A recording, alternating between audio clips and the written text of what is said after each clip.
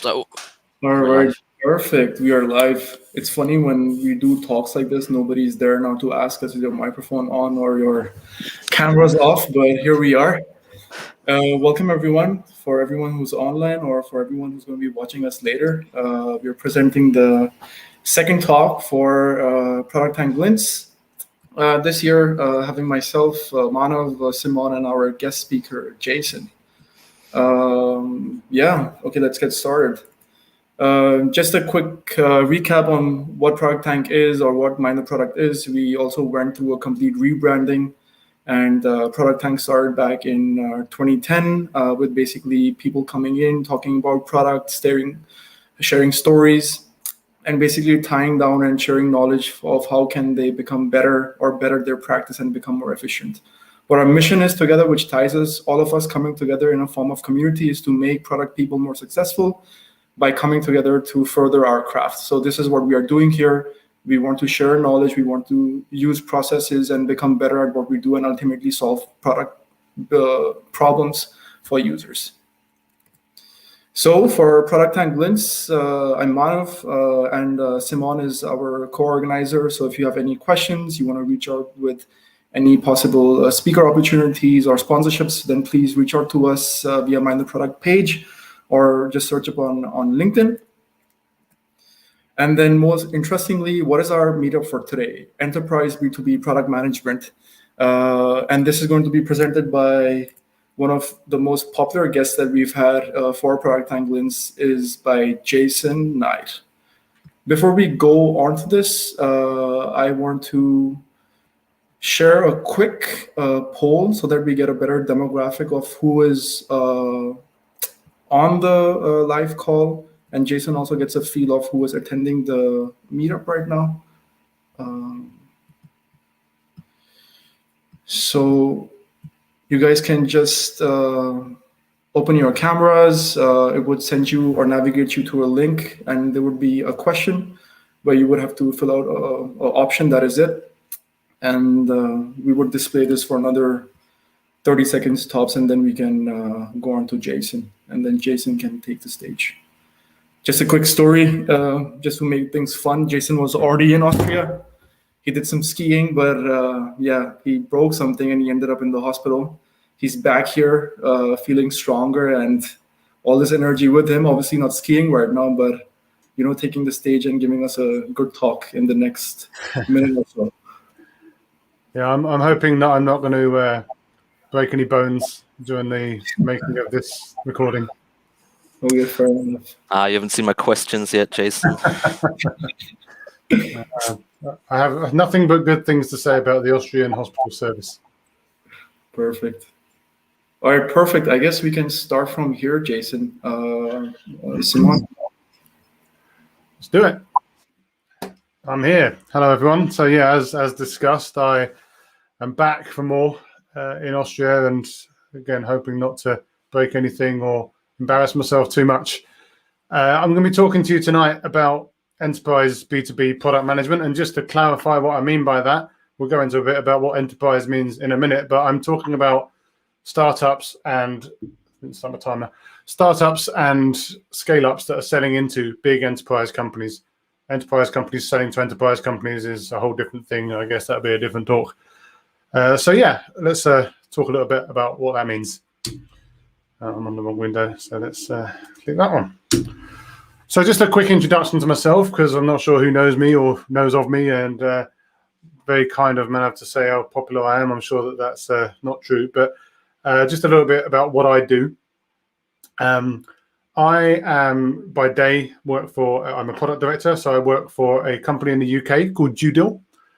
What we do, we're a Reg Tech firm, so we serve a lot of financial services firms, big tier one banks. We serve insurance companies, financial service providers, and our job is really to kind of combine and aggregate and extend the data that's available in the UK and Ireland on companies and company information, small, medium companies, and make that available to our clients, many of which are enterprise customers, to enable them to speed up their onboarding. And by onboarding, I mean you're starting an account with a bank and you don't have to type in so much stuff because they already have it from the first thing you typed in. So obviously a massive value add for those people.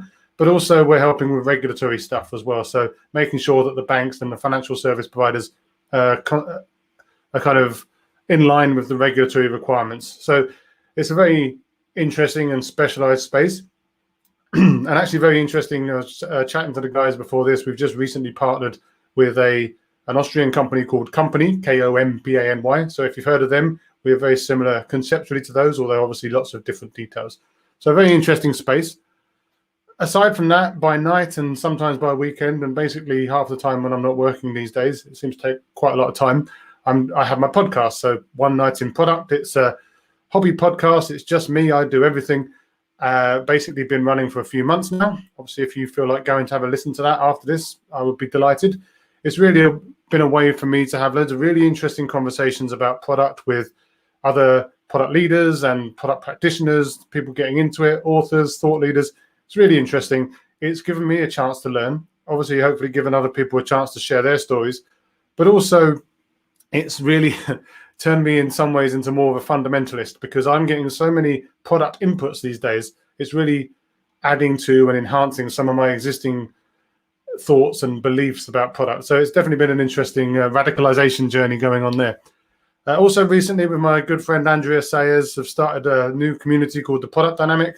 Got a talk coming out next week if you want to go and check that out. All about how to navigate organizational structures and make sure everyone can work together nicely and break down barriers, both from sort of inter-team barriers as well as cognitive and neurodiverse barriers as well, and biodiversity in general, just making sure we can all work together effectively. So that's a really interesting thing and something I'm actually pretty passionate about.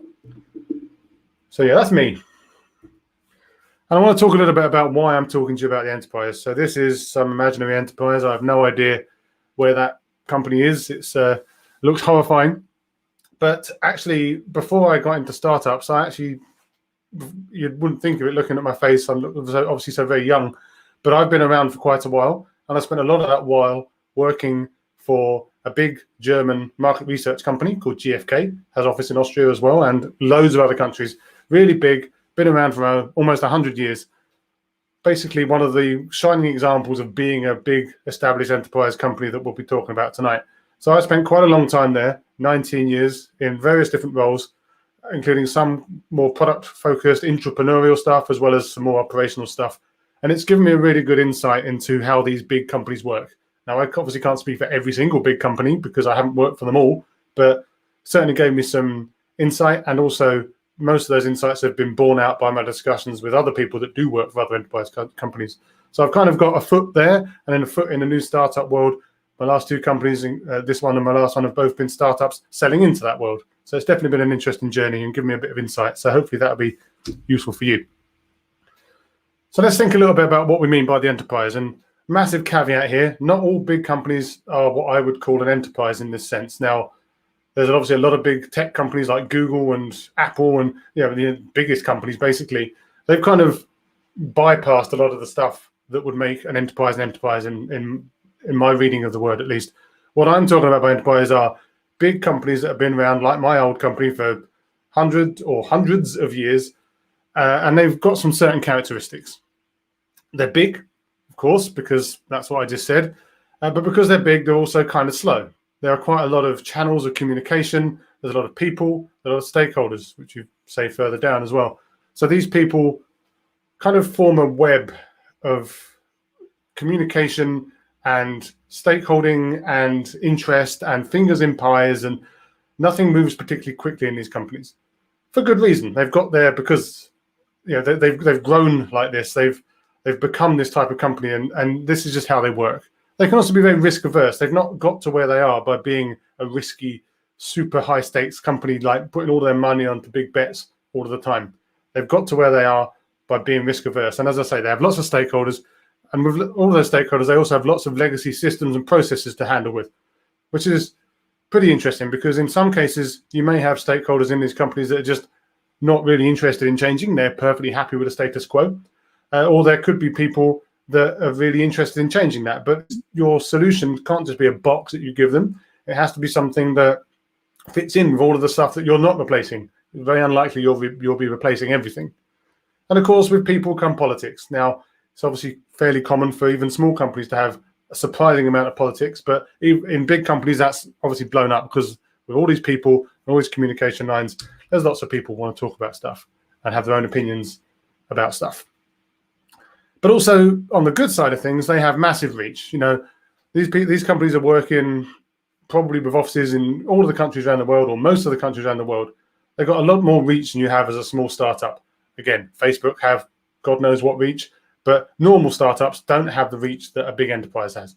And they've also got a load of money normally, unless they're a failing enterprise, which is a whole different sad presentation probably somewhere else. But they've got loads of money, and because they're risk averse, they want to spend that money generally on long-term deals. They're not necessarily going to be buying things on a monthly basis and changing all the time. They want safety and security, and they want to sign big long-term deals so that you can be a partner to them and a strategic bet rather than just a thing that they buy because they saw it. And they can have some really interesting problems to solve. So we've already discussed what my current company does. We're trying to make sure that, for example, banks don't get charged hundreds of millions of pounds in fines because they've missed out on some regulatory or some anti-money laundering requirements. That's an interesting problem to solve if you're interested in banks. For the last company I worked in, we did a lot of work around consumer goods companies. So, for example, Pepsi were a big company, and we were doing a lot of work predicting trends to effectively drive the next flavor of Pepsi. I mean, who hasn't heard of Pepsi? It's a really interesting, big, wide-scale problem that you can solve. So it is interesting. But one thing to just point out is that these companies aren't doing anything wrong at all. I'm not, all these things on the left might look like negative things, and of course they could be construed as negative, but they're not really negative. These companies have got where they are because they had to do what they did to get where they are. And there's a great book called The Innovator's Dilemma, which I definitely recommend if you haven't read it, which talks a lot about the characteristics of big companies and little companies and how they differ, and how some of the companies that have failed, e.g., for example, Kodak over the years, they were actually being run pretty well. I had a chat recently with the former VP of product for Netflix, who said, Blockbuster were doing what they had to do, and then they failed because it was too late. So it is interesting how these companies differ from startups, but they're generally not doing anything wrong until they are. But also there are lots of enterprises that are going to keep going for quite some time and be very successful. And then if we think about the enterprise B2B PM, so someone who's sitting in a startup or a scale-up working with these companies. So your core job is basically the same. Any product manager's job should be roughly the same. Your job is to find a problem that's important enough to solve, find enough people that want you to solve it, and then find a way you can solve it that scales. Brackets that people will pay for, because obviously if you can't get people to pay for it or find some way to monetize that, then eventually it's not going to be sustainable. It's just when you're dealing with the enterprise, dealing with those types of clients, the execution of that becomes maybe slightly different. I've also been reflecting recently on how enterprise B2B has a content problem. Now, I think this actually is getting better because obviously sites like Medium have got articles coming up all the time. I think more people are starting to write about this space. However, I would say that most of the classic books and the classic articles and webinars and all the stuff you see all very much focuses, certainly what I've seen, on what I'd call more B2C characteristics. So big markets, loads of people that you can talk to, understandable problems, things that my mum would be interested in. My mum wants to share photos. My mum wants to go online and find a hotel. My mum wants to chat to her friends on video calls and stuff. These are not problems that are controversial. There's obviously lots of details about how you fix those and scale those, but the problems themselves are not, for example, like a company I saw a job ad for once where there was a company that they dealt entirely in cement mixer monitoring systems or something like that, monitoring the amount of cement in a truck. Now, that's probably a really important problem if you work for that type of company, but it's certainly not a mass market thing.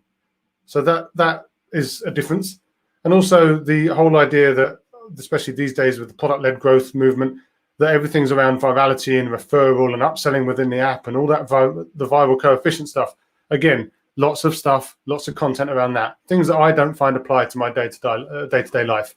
And also, frankly, Facebook don't really care, shocker, they don't really care about individual users. Like, if one person churns from Facebook, Mark Zuckerberg does not lose a wink of sleep.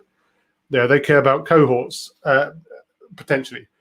So they can do experiments, they can do A/B tests, they can turn stuff on and off, they can manipulate people's brains if they want to. There's lots of things that they can do because they have that scale. And a lot of this content that you see out there tends to be very similar, or seems to be focusing on things where you have that scope. Let's do this A/B test. Okay, fine. We'll talk about why we can't do that in a minute. So when I'm saying about enterprise B2B, well, what am I talking about? We've all seen this sort of page on any SaaS tool that you can sign up to. You've got your different tiers, free, basic, pro, with different features. I couldn't be bothered to make any up, so you just have some pretend ones here and a price underneath each one, and you can probably sign up with your credit card. And then you've got on the right-hand side with dust on it, the enterprise box with some additional features, many of which sound very complicated, and no price at all. Just asking you to call someone. And we're looking directly at that box right now. But who are they calling? Well, they're calling the sales team. Now, obviously, there's a continuum between sales-led and product-led, and everyone's got their own opinions. But ultimately, when you're dealing with enterprise B2B, you're going to have sales. This is relationship-based selling as well. It's not like someone sitting on a phone taking an order. This is a case where you get salespeople that are going to be going in, working with procurement teams, working with multiple stakeholders, probably going into competitive pitches and competitive briefs. And it's going to take a while to get that done. And it's it's kind of what's known as consultative selling. And there's a really good book called The Challenger Sale, if you want to look into the more salesy side of things, where you're looking at some of the ways that these salespeople have to build coalitions within the companies and build advocates within companies, try and frame the proposals or the requests for proposals in such a way that benefits. It's a whole new world, and I definitely recommend that book if you haven't read it. But it shows some of the challenges that people have when they're selling complicated products. But these sales are pretty big ticket. You're looking at, say, for annual deals. You're maybe landing, expanding. You're doing small deals to get bigger deals, lost leaders and stuff like that. It's a whole new world compared to some of the B2C stuff that you see out there. But that does beg the question, well, what about product-led growth? I mean, that is very popular these days, very on trend. And again, we go back to our sales box, our pricing page. I very much put product-led growth in all those other boxes. I don't think it's bad to have an ambition to get as much product-ledness into the enterprise as well. So, for example, to make sure that you make your onboarding as smooth as possible or make your sign-up process as easy as possible. These are all good things to tackle, and you should always have a view and making things simpler for people. And I also think if there's any aspect of your product as an enterprise product that you could sell in a more product-led fashion, do freemium or whatever, then absolutely you should do that. But that's definitely not where we're going with this talk, because no enterprise company is buying a global CRM with their credit card and putting it on expenses. It's just not going to happen. So let's talk about some of the challenges of being in product, working with these companies. And I emphasize challenges not in a bad way, because challenges make things interesting, but there are definitely concerns or definitely things that you have to think about when you're dealing in enterprise B2B, and some things you have to bear in mind and some ways that you can try to tackle that a little bit. I love this picture because it makes me laugh every single time. The poor little dog, that's us, getting attacked by everyone else. Now, it might sound funny for someone who's just started a community around everyone working together, that would be a picture that I find funny, but it is something that I think is very common. It's a common pattern, or certainly a common assumption, that it's kind of product manager against the world, and it absolutely should not be. I'm very much looking more for a cuddly, all of the dogs and cats lying down and being friends together, because that's where we should be aiming for. And a lot of what I'll be talking about now is not so much about how to fight against sales or how to fight against customer success, because we absolutely should not. We're all on the same page. And I think a lot of the anti-patterns that we see out there now are very much based on that kind of concept that product is on one side, kind of stuck with engineering and data science or whatever, and that the business, in quote marks, is over the other side, and they're kind of a different camp. If we're not in the same camp, we're not going to succeed. We might not succeed if we are in the same camp, but we'll have a much better chance of doing so if we are. So one of the things then that we might consider when we're selling to enterprise, and we kind of touched on this earlier, is it can actually take a rather long time to sell into the enterprise. It says down the bottom, as a great man once said, no enterprise company is buying a global CRM with their credit card. It's not going to happen. There's a sales cycle. Now, I think from the private host chat, I see that there's probably quite a lot of B2B people here, so maybe you've already seen this, but some of these sales cycles can take 6-9 months. That's a very long time. You're not going to get a lot of feedback from things when that's the sales cycle. You're taking a long time to get there's a lot of hurdles for the salespeople to go through, and we need to support them through that, because if we're not supporting them, then they're going to go and try and do other things to land those sales, and we want to avoid that as much as possible. So one of the things that I've found interesting in that dynamic is, of course, that because the sales cycle is so long, if I release a new feature tomorrow, or new use case I support, or Facebook change the colors or whatever I want to do, that's not actually going to have a knock-on effect to sales for some time, because those sales are not going to be, they're going to take minimum 6 months, for example, from the point that I release that feature, for anyone that isn't already with or in a sales pipeline or anything like that. And that's a very long time. This is what I've kind of called the feature release gap. I think it probably needs a better name, which, if you bear with me, is more like if I release a feature tomorrow and I'm being agile and lean and doing the minimum amount of work possible to get that out, there's going to be a period of time after that where I don't have any sales of that feature because those things are still in process. And whether the amount of time that the people, the internal stakeholders, will expect there to be more work to be done, if that's less, is there a problem with the sound, Manav? Or... Oh, sorry, I thought there was a problem with the sound. If the amount of time that you're expected to wait before you do stuff is less than that sales cycle, then you're actually in a cycle where you don't actually have enough feedback to make those decisions about what to do next, because it takes so long to get the sales feedback that you should ideally wait for that, but you can't get it. So what do you do? Well, one of the things that you have to do is you have to prep the marketing team early. You need to basically build the hype machine. You need to make sure that people know what's coming. Now, sorry, just 1 second. Manav, is there a problem with the audio that you're talking about from my side, or is it from your side? There's lots of chat in the... Yeah, well, initially I think the voice was not that good, but I think it's back now, so I think you're good. You're back to it. Okay, is there anything that you particularly missed? No, I wouldn't say anything particularly, but then there were a few interruptions, but I think we're back now on business. I think let's keep trying.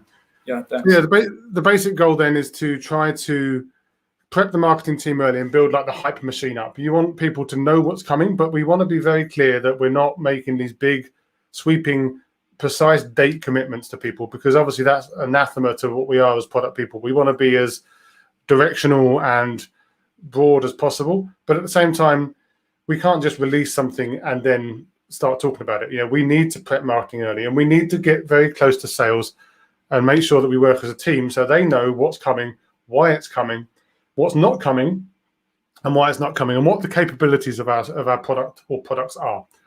Because this is a team effort, and if they don't have that information, then they're very likely to try to just do anything to land those sales. And that's not a situation you want to be in. In return for that communication, you want to log all the feedback you get, either from sales, from customer support, from customer success, from pre-sales solutions consultants.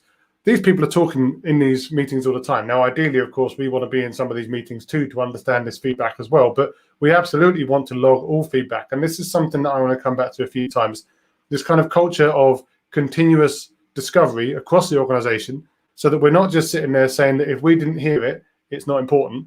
We want to get as many feedback vectors as possible and get that into our pockets so that we can synthesize that and help make those decisions to drive the roadmap that we can then synchronize with the sales team. And another interesting concept is public-facing roadmaps, where, again, it's not really a commitment around, oh, yeah, we're definitely going to have this feature on the 15th of May or whatever like that. But at the same time, again, it's another way to make that hype machine, to keep the hype machine going, to make sure people know, broadly speaking, what's coming down the road so that they can have some confidence in what's coming up and help them to inform their sales decision. But there is a dark side of sales-led growth.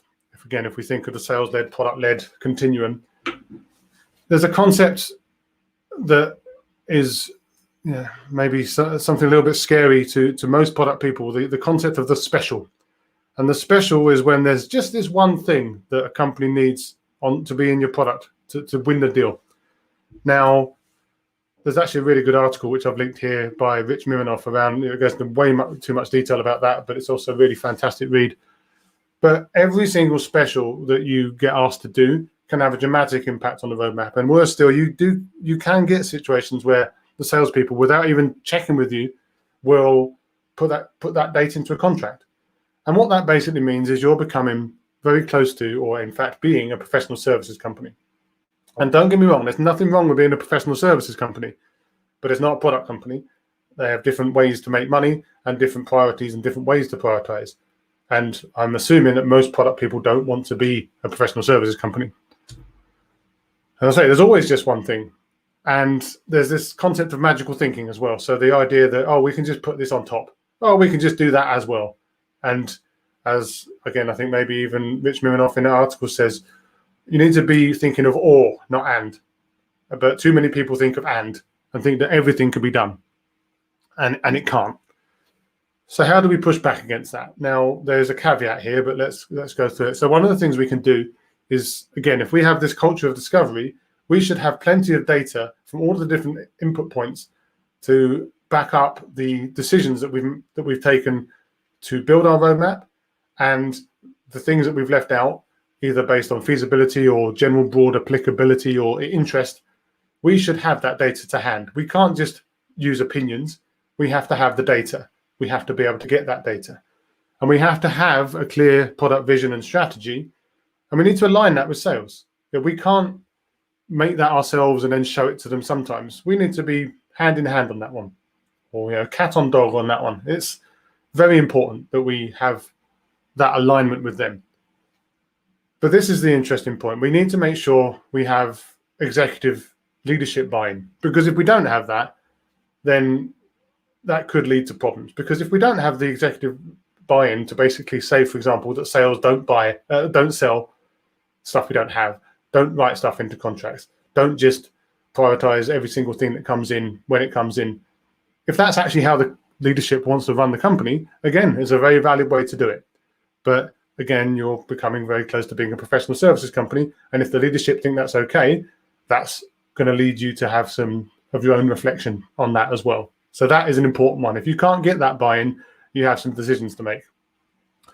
But if you do have to do the occasional bit of specials, and again, it depends on your company, it depends on the leadership, you can't just whack it onto the same backlog and fire as everything else, because it's not going to scale.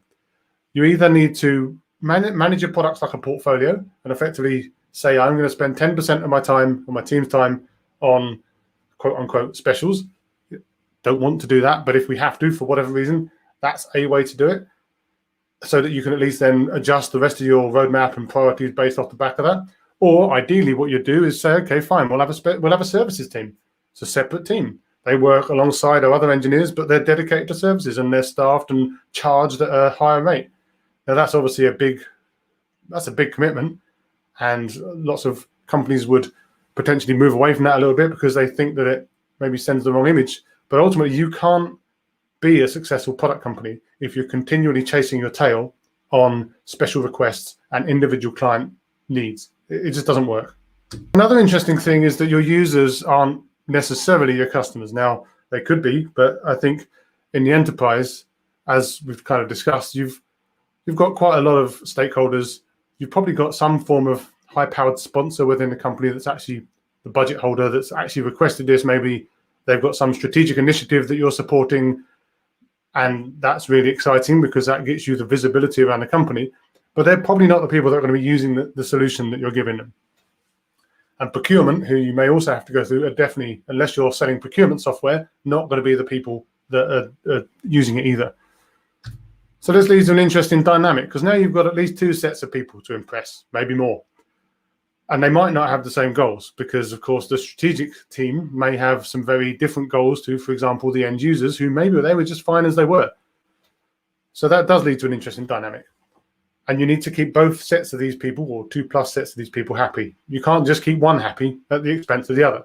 You need to keep both happy, because if there's any friction from the user level, that's going to end up getting back to the sponsor, and the sponsor's going to get angry anyway with you because you didn't fix the problem for them.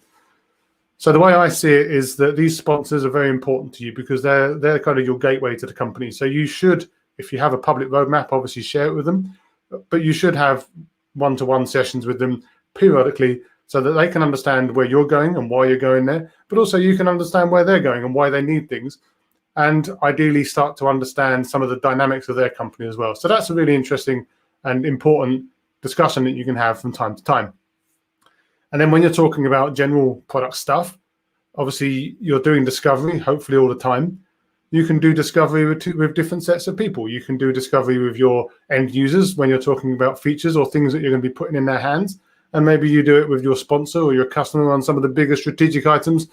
It may not be that simple that you can just split it into two, but you should definitely be talking to both sets of these people at the same time, not at the same time, but all of the time. And you do need to keep them all happy because, again, as I say, they'll just talk to each other. They work for the same company. They're actually their loyalty is or should be to each other, not to you.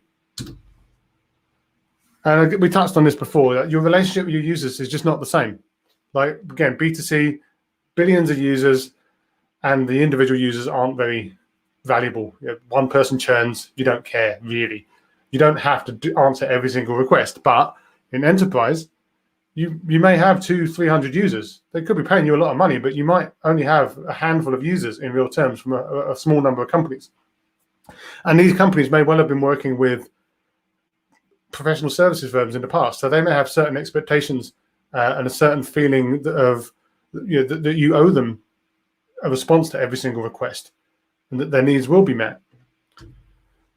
So you are going to get direct feature requests from customers. It's guaranteed. And unlike many of the articles, you can't just say no to everything and stick your finger up. That's not sustainable. But on the other hand, you are absolutely never going to be in a situation where you can answer or solve every single feature request, bug request, comment, idea that comes from every single customer or user. It's never going to happen. That list is always going to be getting bigger. So you need to be very conscious of that. So some of the ways that I've seen to address that are trying to change the dynamic so that, sure, we've discussed this before, you want as much feedback as possible, but it has to be seen as feedback from their side as well as from our side. They're not asking or submitting feature requests. They're giving feedback on the tool. That's an important dynamic, because if you could put a feature request in, it's almost like you're taking a ticket from the deli counter and you're waiting for your turn. Whereas if you're giving feedback, there's no necessary expectation that that's going to get done. That's a difficult balance depending on the clients and on the customers, but that's the way you should try to frame it.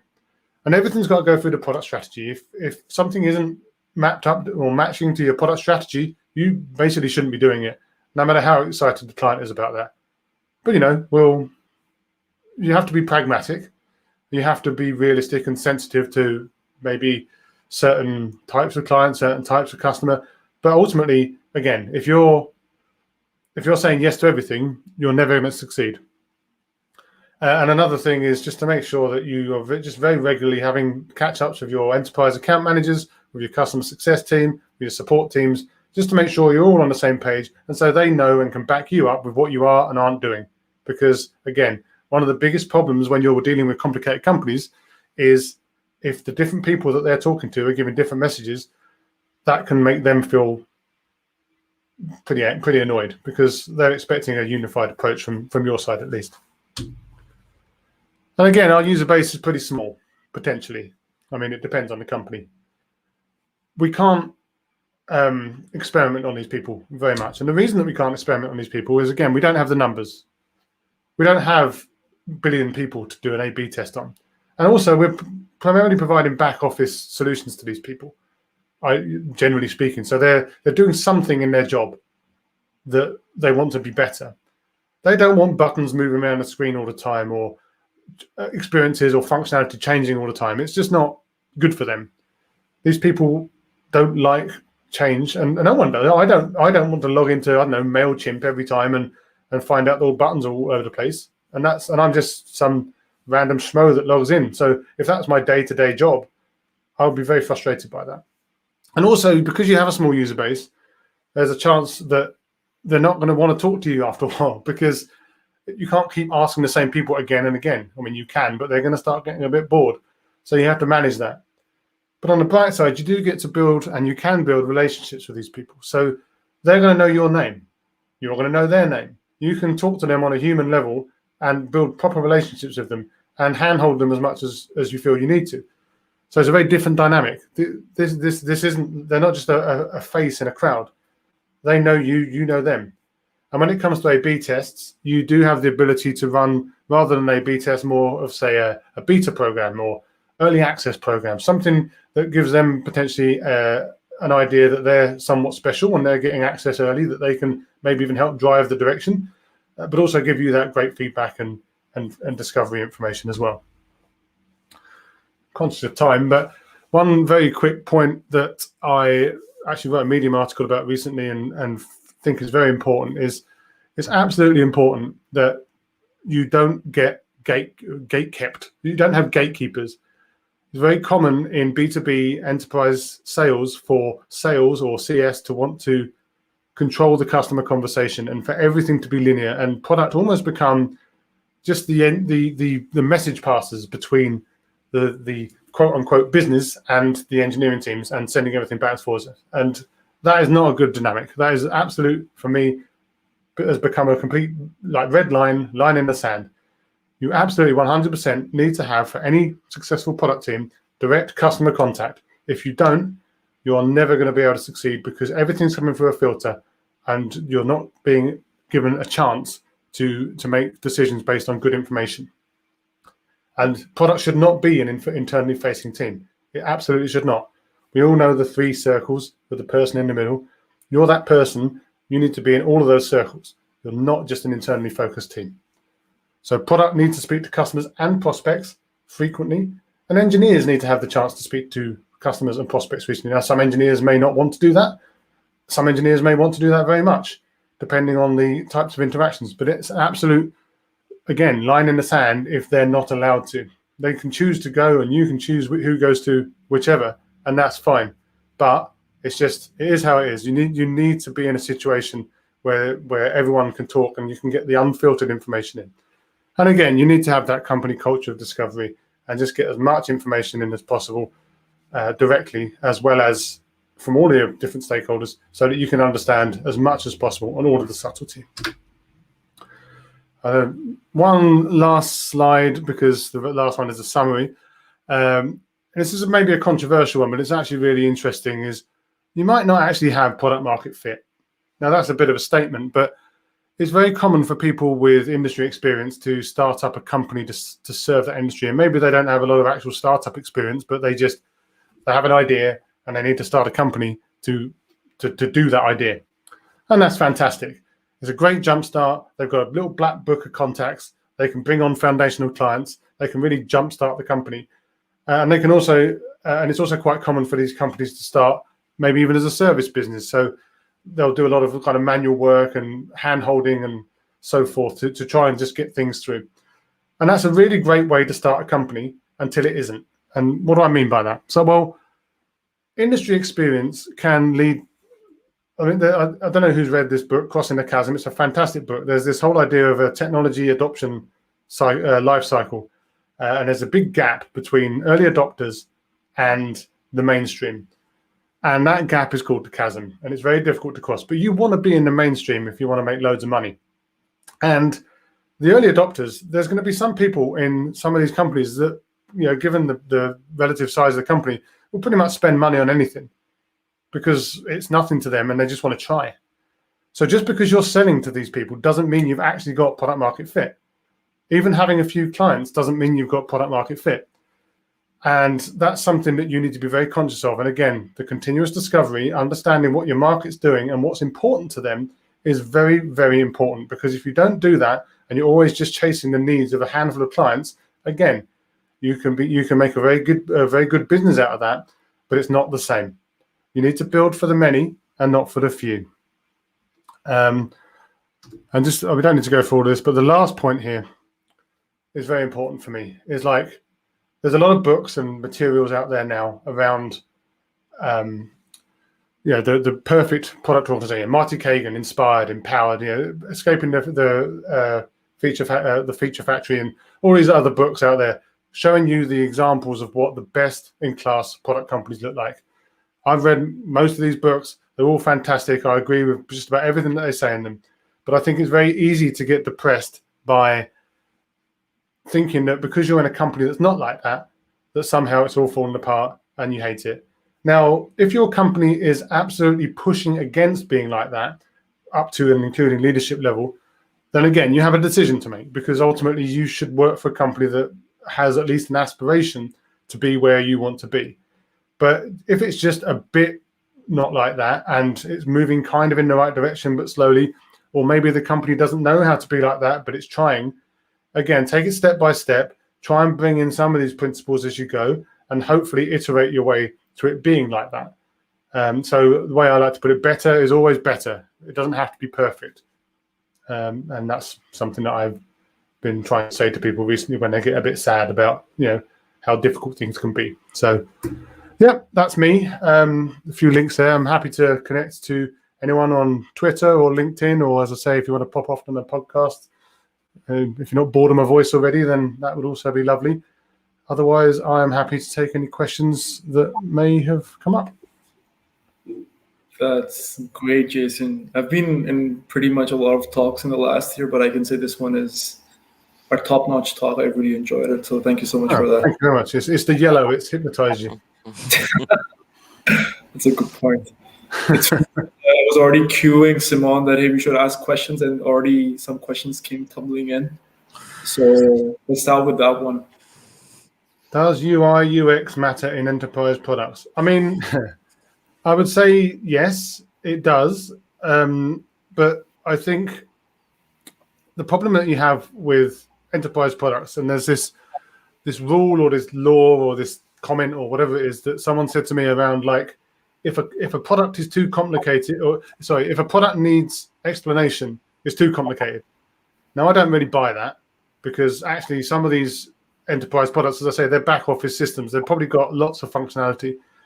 I think that one of the things that I liked actually in my last job was we were serving enterprise, and we had a UX guy who was very, like, a lot of his design patterns were really, let's basically say, copied from like leading e-commerce sites and stuff like that, like to the point where at certain points you'd have like literally bits of screenshot from those sites and stuff to demonstrate interactions. And what I really liked about that was, sure, it's an enterprise product, it's got lots of complexity, but you shouldn't just default to adding loads of stuff in a form on a page and just and accepting 15 clicks or whatever to do something just because it was easier for the developers to do. Like, there are going to be some things in an enterprise product which are too complicated to have a fantastic interface. We should try and work on those and make them as good as we can. But all of the things that aren't like that, there are established design patterns from B2C that you should absolutely try to circle into your B2B and make it as good as possible. Because, of course, the people that are using the B2B products are also using all of these B2C products in their day-to-day life.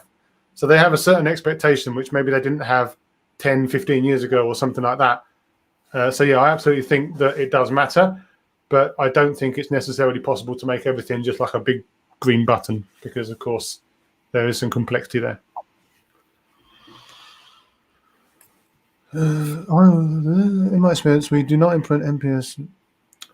Yeah, so MPS, I mean, it's funny. There's been a few discussions going on social media around MPS the last couple of days. I think it's interesting because actually in some cases you might even be expressly asked not to put, for example, stuff within the app because they don't want to interrupt the flows. Again, we're talking about people that are going into this app every day to do their jobs. Maybe they want to, they don't want to be interrupted or whatever. I think if you can get it in there, again, all data is good data. No, that's not at all true. And some data is very bad data, but conceptually, at least, asking for data is a good idea. I think that the benefit you have in enterprise B2B is that you can, if it comes to it, ask these people at a time is convenient to them because you probably know them. And if you don't know them, your account manager will know, or their account manager will know them, and they can set these things up, and you can have deep dives. So one of the things that's really good about, some of these solutions like, Pendo and other things that you can install into applications is it gives you the chance to do that at scale. But if that scale is not there, you can actually do that in other ways as well. And that might be less intrusive for the users. Okay, perfect. B2B customers. Yeah. So, yes, we kind of touched on this in passing before. New dev, new requirements, RFIs and RFPs. Again, these do happen, and they happen a lot. And I'm not going to sit there and say that you should never, ever respond positively to an RFP. For example, if I'm sitting there looking at £1 million worth of potential work, that's going to make you at least think twice, right? What you want to avoid is that becoming the day-to-day reality of your work where everything is just that, because then you've basically become a professional services company. And again, there's nothing wrong with professional service companies. It's just not the same. And you're probably not charging your time at the right rate for that to be a professional service. It's not sustainable.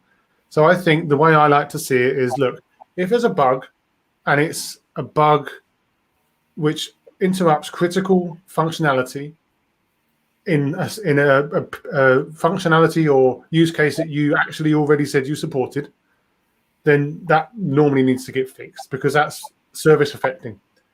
New dev, new requirements, or just feature requests, or basically minor bugs, I would say it's hard, but you have to push back as best you can, because otherwise, again, you're just becoming a professional services company. So it's kind of twofold, right? On the one hand, you as a product person are there to give as a product that these salespeople can sell.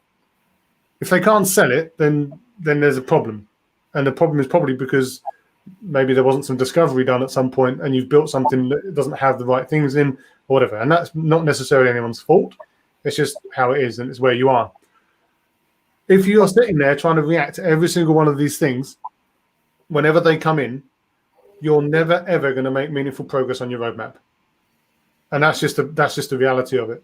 So you have to be able to have that difficult conversation. And it is difficult. And I've definitely failed to have that conversation effectively in the past myself. So I'm not sitting there like on a cloud, like, thinking that I'm amazing. This is just, it's hard. But you have to try to push back, because otherwise you're never going to make meaningful progress. I guess Florian followed up with another question. So, how much is the B2B and pricing business models enterprise? How would you approach this?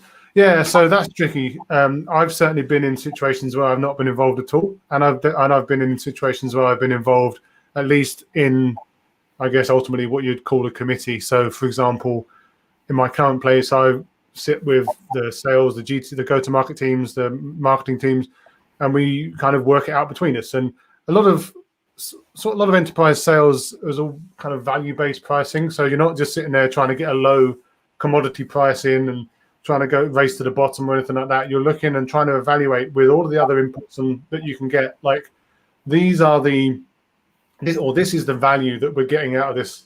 This is the value that the client is getting out of this.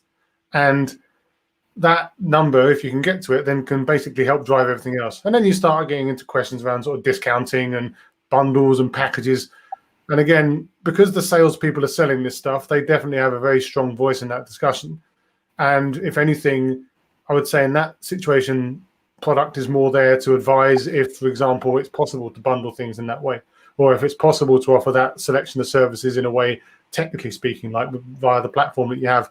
So yeah, I would never sit there and expect, for example, to override the sales team or the go-to-market team on what the pricing should be, because they're the ones working with these customers all the time, and they know what the customers to some extent are prepared to pay. But I definitely would expect the product team to be involved in the discussion so that they can help drive and make sure that you're either not underselling stuff or trying to bundle stuff in ways that isn't possible.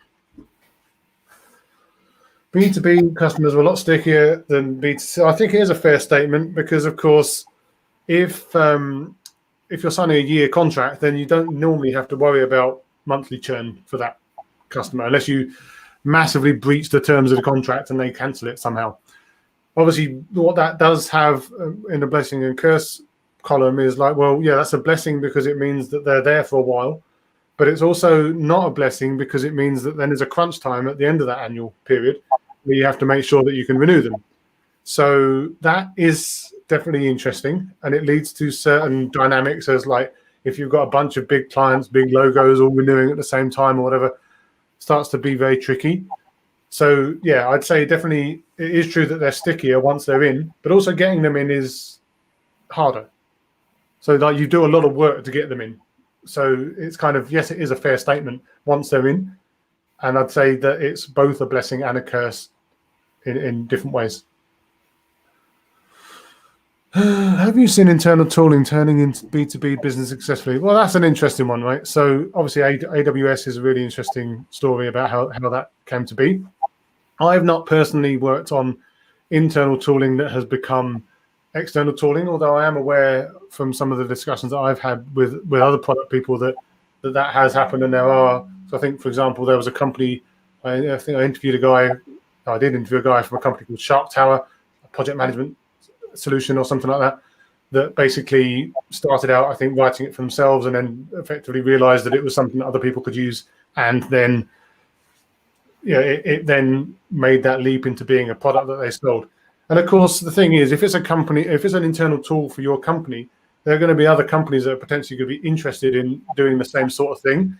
The big barrier that I feel, and it's back to the point about UX earlier, is if you skimped on the UX and the experience of that, or the flexibility of that, or the maybe even some of the stuff like user access management and rights and stuff that you can put around that could actually make that very tricky to deliver. And you may have to do quite a lot of rework to get that into a situation where you'd be comfortable putting that in front of clients. But it's definitely something that, again, I've not seen it myself, but I've definitely heard stories about that happening and happening really well. But I would be concerned about that UX. For someone coming from B2B, how can someone anticipate and structure ops, dev, and biz types of customers? So that's an interesting question as well, because I think structuring product teams and by product teams here, I'm talking not just the product team itself, but the kind of the squads or the pods or whatever you want to call them. I think it's an interesting question because there are so many different ways to do it. And I would naturally, in my mind, like to gravitate towards a product being a thing that you sell to someone. So either a problem that you solve or a use case that you support or something like that, even if it shares multiple different areas of your actual ecosystem or whatever, like try and focus your teams around things that you're selling to people. Now, one thing, for example, that you can get is, of course, you see it sometimes like platform teams, like a platform product manager who's sitting there working on the underlying infrastructure or something like that.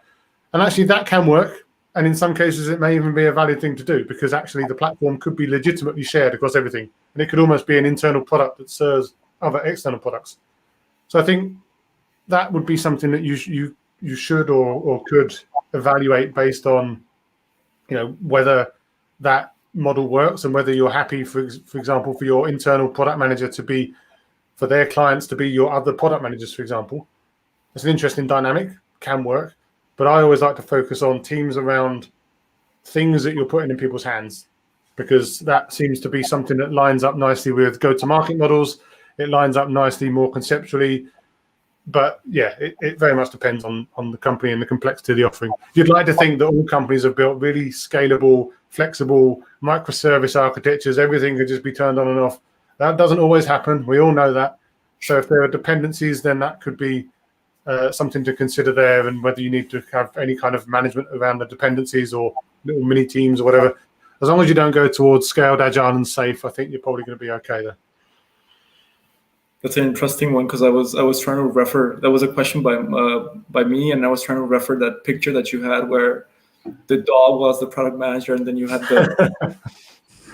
Yeah, and then we just got lots of different dogs fighting each other now. If it's just all the different product managers. Yeah, no, obviously the more the offering scales and the more complicated it gets, then the more you have to start worrying about the dynamics of how the teams interact and how you can most effectively get this stuff done. because ultimately what you're always trying to do, certainly in my opinion, is make it as easy as possible to make these changes that you need to make and to maintain and to build and extend your product. And then anything that you do to complicate that should be, it should be minimized as much as possible.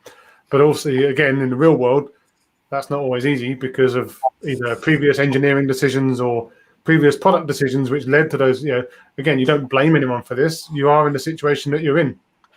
You just need to be really mindful of the interactions between everything, how the company is selling the stuff, and when you change things, what else gets affected. So I have a question for you still, Jason. To keep on our slightly Austrian theme angle today. So maybe you're familiar with the philosopher Karl Popper and his work on utopian social engineering versus piecemeal social engineering. If we take the socials out of there and just have utopian engineering and piecemeal engineering, and you are an enterprise company who wants to make its way towards let's say somehow wants to gravitate towards product-led, would you be more for the utopian version where you say, okay, well, let's build everything new and product-led, and that'll be your, let's say, what you showed us on your SaaS offering page with the 4 columns, that would be the kind of the first 3, or would you be more into bringing elements of product-led into the existing enterprise experience, whatever that might be? I guess maybe you could think about how you would try to weigh up that balance, perhaps, if that makes any sense. Yeah, I think so. So I think I'm a natural iterator. I want things to be done. The way I try and phrase it is to do the least amount of work possible for the most benefit. And again, that is a bit of a woolly answer because it doesn't really give you a solution. But the basic point is that I'm never going to be in favor of doing too much work before I understand if that work's actually valuable. So I think it's perfectly valid, for example, to start rewriting bits of your application to move them to a new architecture or whatever. And that is something that can be painful. And I think that one of the biggest problems that you can get when you're trying to sell stuff like that is if you're in a situation where the best possible result of something is that it looks exactly the same to the user, that is always going to disappoint people. Like, for example, SSO is a great example. Right? Let's implement SSO, right? Let's spend X amount of weeks or months implementing SSO. At the end of all of that effort, people get a login page and they can log in. Like, there's plenty of other benefits potentially off the back of it as well, but ultimately their experience has not changed that much at all if they're using their same login and password that they had before. So that's where it starts to get being.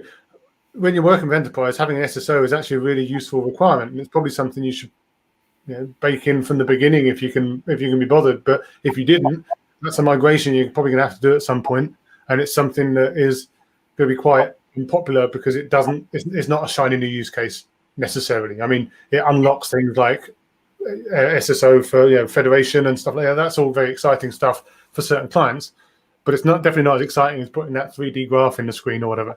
So I think as much as possible, I'd always try to push people to do incremental change and change bits at a time where they can. The only time I'd say that I wouldn't be in favor of that is if it's literally impossible due to the architecture. And I'm trying to think of a reason why that wouldn't be possible. I mean, I'm sure there are plenty of reasons why it couldn't be, depending on the tech. But I'd always want to make incremental change. Okay. Just ask any more questions here. We've got another one coming in. Hang on. We do not connect with core business users, usually in a B2B solution segment. We only talk to a Spark or SIB user. Right. So I guess what we're saying here is that I'm not sure if that Spark or super user is someone at the client side or just maybe more like the sponsor that we were talking about earlier. It's tricky, right? Ideally, what you'd want to do is have as many different communication avenues as possible. So I want to be able to speak to that single point of contact or super user. Absolutely. I also want to speak to the non-super users and get as much of their input as well. Now, in some companies, the clients may not actually want you to do that. That may be contractual, or it may just be that it's culturally frowned upon. They don't want you bothering these people and stuff like that. Now, that doesn't help you make good decisions, and obviously the business reality could be that you don't have much choice. I think it's worth pushing back on it and at least trying in some way to get that feedback. So, for example, send out a Google Form survey if you can, or do some kind of in-app notification using Intercom or Pendo or something like that, or any small thing you can do, like a question of the day or something in the app. Again, if you're literally forbidden from doing it for whatever reason, you basically have to take what you've got. And I think that's, for me, the biggest thing with any discovery process is you need to be able to use what you can. Ideally, what you use is as much as possible. But if you don't have opportunities to get certain things because of that relationship, you just have to use what you've got. My only counterpoint to that, arguing with myself now, dog on dog, is like if you're being limited from doing that because of biases within your organization, I think that's something you should challenge. So if your boss or your boss's boss is preventing you from doing this because they don't think it's a good idea, that's something I would challenge. But it's obviously very difficult to challenge the actual client themselves.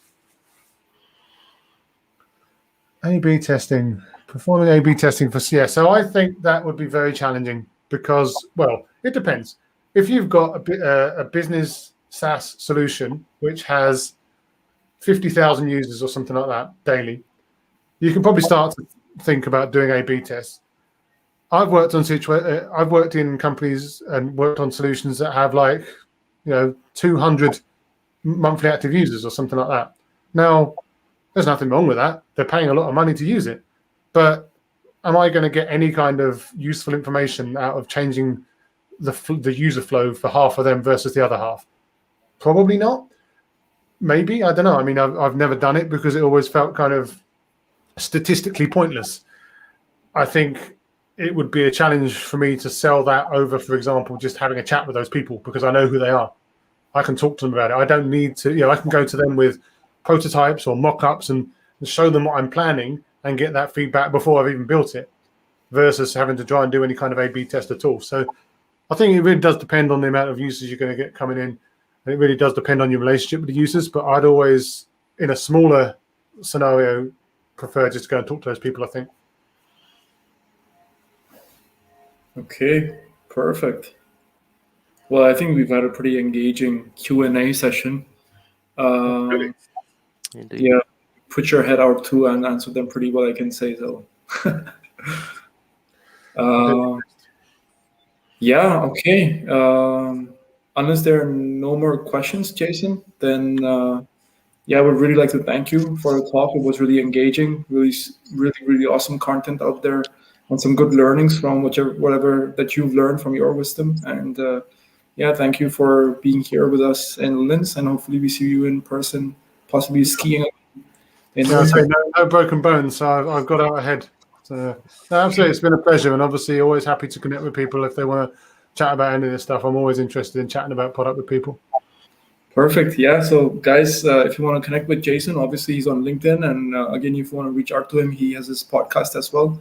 I'm a pretty frequent user for his podcast, so yeah, just reach out to him whenever possible. And if there are any questions for myself and Simon for the Product Tank, let us know. And yeah, have a nice evening, and wish you the next days to be awesome and full of sun. See ya. Thanks, everyone. Have a good one. See ya. Cheers. Bye-bye. Bye.